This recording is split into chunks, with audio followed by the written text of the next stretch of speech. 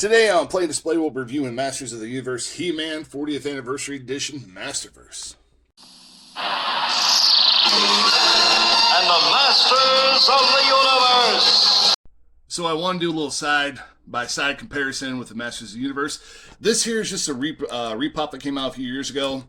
It looked just like the original packaging did from the 80s. As a kid, I always thought whatever character it was busting through a wall. This has like a similar aesthetic to it too as well. Probably not going to come with a comic book like this one does, but this one actually did come with a sword, shield, all that good stuff. Except this one right here is going to come with that and a couple of different hands. Let's go around to the back, see what we have here. Now we're just going to have some really great artwork though. That's what sells the Masterverse to me. Really, is just the side artwork. And the back artwork is just amazing though. It's so cool. And then it kind of continues back from here. So we've got He-Man fresh out of the package here. Looks really great. Just a small problems here and there, but you're going to get that on any die-cast toy. I always bring it up just so like people know sometimes it's not usually that big of a problem though. This is really cool though. Got the pegs here on the feet. Let's bring them back down to the Devil's Reign territory.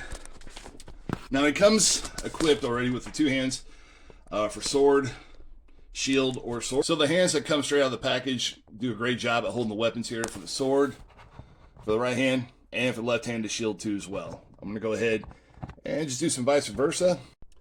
So on the Masterverse He-Man, he has a little bracer here that moves a little bit. It kind of hinders the fact for him holding the shield. I wish this was, we could pop the hand off and take it off here though.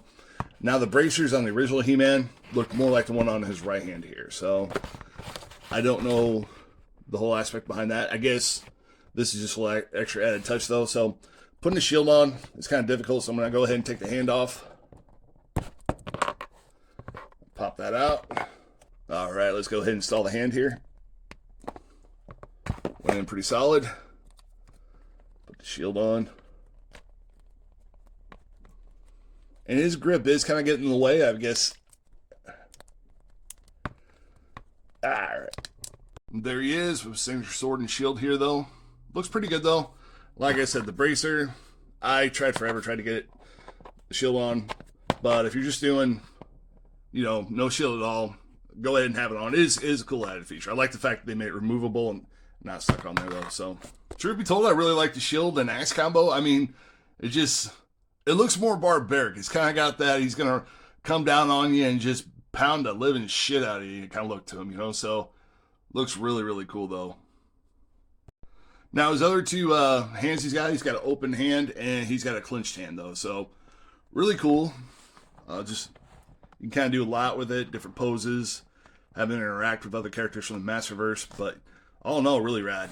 So, for my overall review, this is a great He-Man figure, 40th Anniversary Edition, especially if you grew up with the toys, with the cartoon. This is absolutely great to have. This one retailed originally at $32.99. A lot of times you can find them cheap. My only gripe really with the Masterverse line versus the Origins line is I think the Masterverse line's a little overexpensive. They're very similar to what Hasbro does with G.I. Joe Classified, and they're also very similar. Well, it's also Mattel that makes a lot of the WWE figures, especially the Legends and the Ultimates. I guess this would be kind of considered in the same price frame as an Ultimate, which I can kind of see that, especially with 30 points of articulation and stuff like that, and usually a pretty good deal of detail. Like I said, don't sweat too much when there's a little thing like here, but whenever you get like an Ultimate version or a high quality version, anything, if you're paying $33 to $35 a figure, they got to be done a lot better for the tooling though, but for the paint job mess-ups, but that's an easy fix. So I'm glad I got this figure. The Masterverse line has a lot of great options though, for sure. But I'm going to leave a link to this down below. You can find it a lot cheaper than what they originally listed for if this is something you want. Until then, guys, thank you so much for watching. Have a great day.